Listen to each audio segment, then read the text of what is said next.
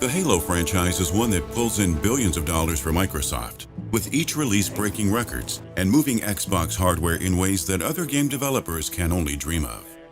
Live-action shorts, toys and other merchandise, web comedy series, books and graphic novels, animated movies, and all other kinds of media have been created in celebration of the property. Whether you are a hardcore gamer or not, there's little doubt that you've heard of Halo. Let's take a trip back through time to see where this franchise had its humble beginnings.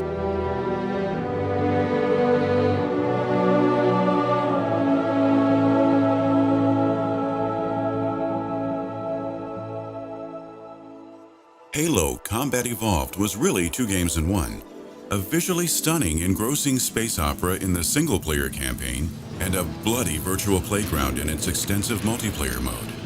Whether alone or with friends, the element of the design that stuck out the most was the amazing sense of scope. Whether the player was assaulting the control room, sludging through a swamp to unlock the horrors of the flood, or screaming through snowscapes in a Banshee, the scale of the levels was simply unprecedented, especially on a home console platform. In the multiplayer mode, players fought head-to-head over expansive levels like the now iconic Blood Gulch. If the single-player campaign was memorable, the multiplayer is what eventually made Halo an enduring classic in the gaming world. Whether gamers were working together on a local co-op mission or blasting each other to bits on split screen or LAN party. All of these gameplay elements added up to a game that blew everyone away.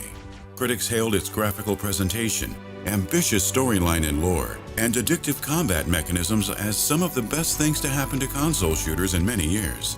The now-defunct GamePro magazine called it one of 2001's best games, while GameSpot declared it was easily one of the best shooters ever on any platform. When all was said and done, the game garnered nearly 50 awards from various publications and websites.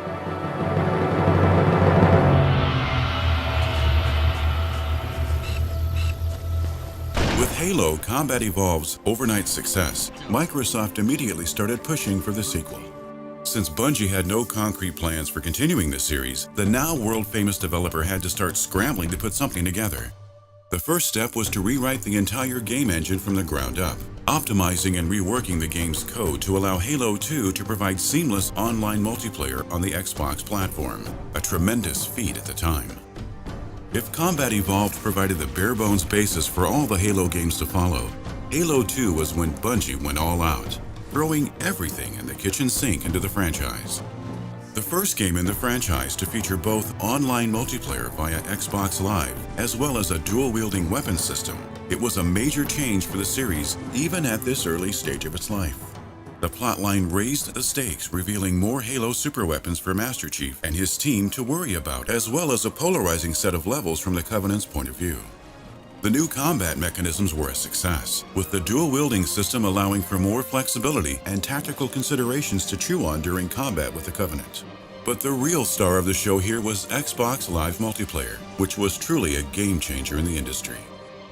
Halo 2 was able to build such huge hype in advance that it changed the way video games were made, marketed, and released.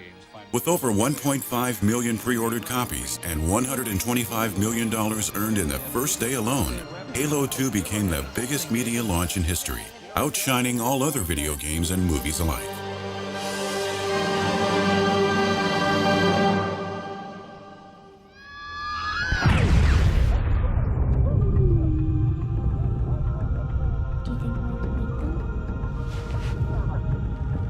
By now, it was clear that the Halo franchise would continue, being the flagship series for Microsoft's Xbox line of hardware. Unlike Halo 2, the third game in the franchise was underway before the previous release was finished, as scrapped ideas and content that couldn't be done with Halo 2 was used to build the foundation for the next game in the series. While Halo's tenets of engaging tactical gunplay and robust online multiplayer were givens for Halo 3, the big curveball this time around was that the game would be the first Halo on Microsoft's next-generation Xbox 360 platform. While many players were disappointed in Halo 2's abrupt ending, Halo 3 aimed to provide some closure and tell a good sci-fi story in its own right. Following the continued exploits of Master Chief and his Marines' struggle against the Covenant, the game took players from the jungles of Africa to the mysterious Ark at the edge of the galaxy. Halo 3 was again a smashing success for Bungie and Microsoft. With a $300 million gross in the first week alone, Bungie had accomplished its goal of making a system seller for the Xbox 360. Critics were generally just as impressed as the public, with Eurogamer's review calling it the best game yet in one of the best FPS franchises of the era.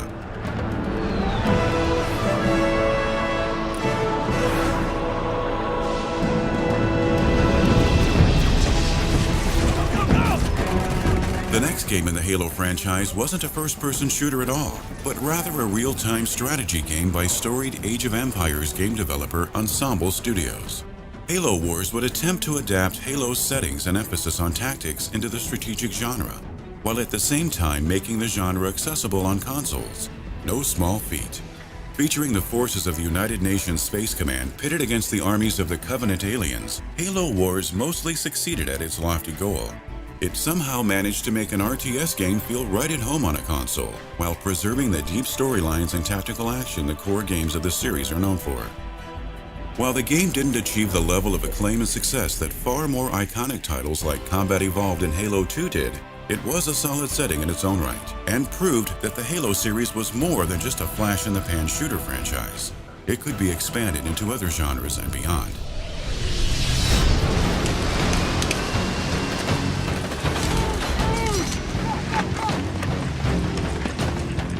After the cancellation of the Halo Chronicles movie tie-in, the team was left with a little over a year to conceptualize, develop, and ship Halo 3 ODST. While for many developers it would be impossible, Bungie's detail-oriented staff took it in stride, with part of the company knocking the game out while another team began work on the next core game in the series, what would become Halo Reach. While the same solid shooting mechanics were featured in ODST, the focus on secondary characters was a big departure from the previous games. More urban military shooter than epic sci-fi adventure game, ODST offered players the chance to see the human Covenant conflict from an all-new perspective. Playing as the orbital drop shock trooper was a major change of pace from always battling as the superpowered Master Chief and the other Spartans, and the non-linear, hub-driven way the storyline played out was an interesting new take on Halo.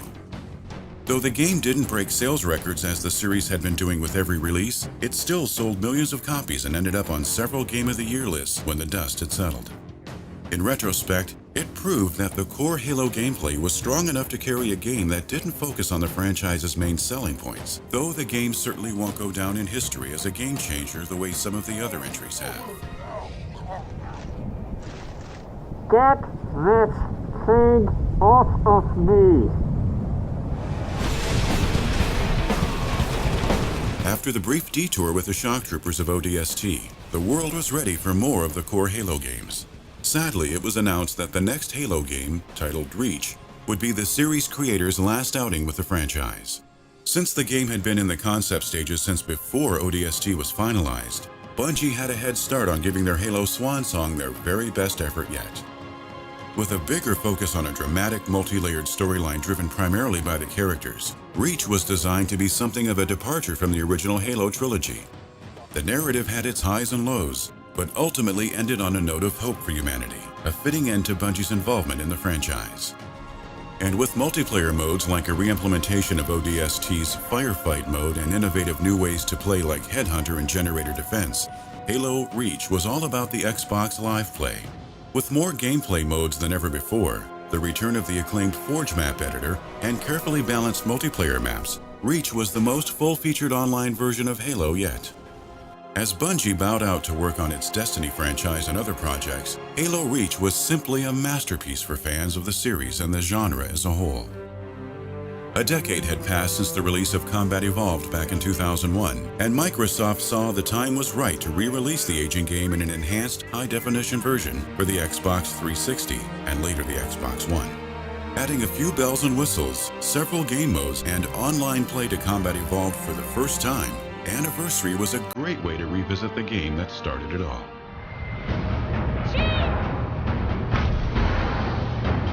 Beginning in 2009, a core Halo title was in the works, but this time not under Bungie's supervision. Kicking off what has been dubbed the Reclaimer trilogy, Halo 4 turned the spotlight back onto Master Chief and his AI companion Cortana.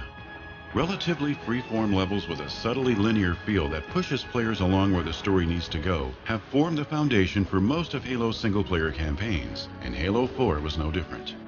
While Halo 4 wasn't the high point of the series, it was extremely significant in that it showed the property could thrive without its creators' input. Much as Halo 3 proved that Master Chief and company could make the leap to the Xbox 360 successfully, so Halo 4 showed the world that 343 Industries had the chops to continue without Bungie. It would prove to be a 3-year wait for Halo 5. In the interim, Microsoft released several spin-offs and collections to fill the gap. The first of these, Spartan Assault, was a top-down shooter released for mobile platforms, the PC and Xbox systems.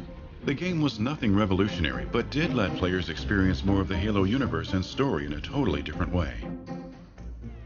Following the pattern of Combat Evolved Anniversary Edition, 343 next saw fit to redesign and upgrade the 4 core Halo games into one attractive package for the Xbox One, releasing Halo: The Master Chief Collection in November of 2014.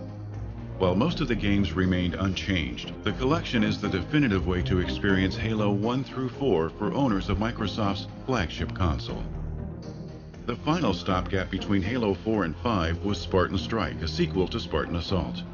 Reviews were again lukewarm, indicating the game is recommended for hardcore Halo completionists only.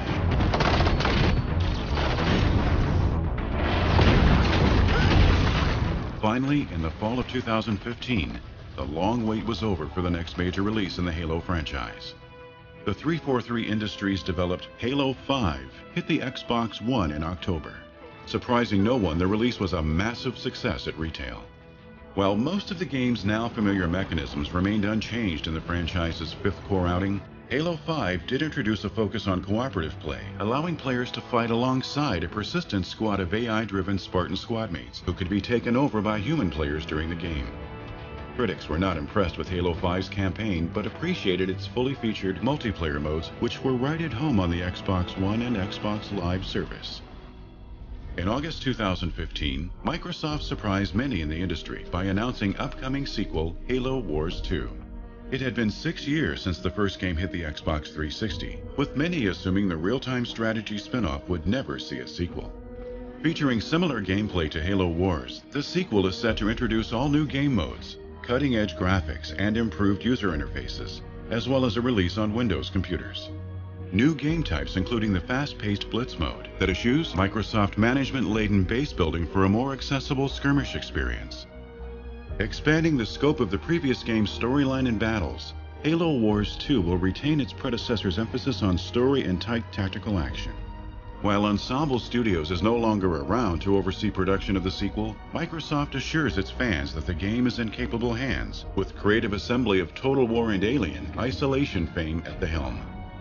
It's unknown how successful Halo Wars 2 will be, but if the game sticks to the solid concepts introduced in the first title, it should be another hit for Microsoft and the Halo franchise.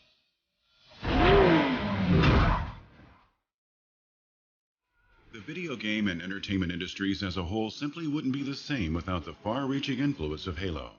From popularizing a standard shooter control scheme to creating an entire new sci-fi universe for fans to discover, Halo's achievements are many.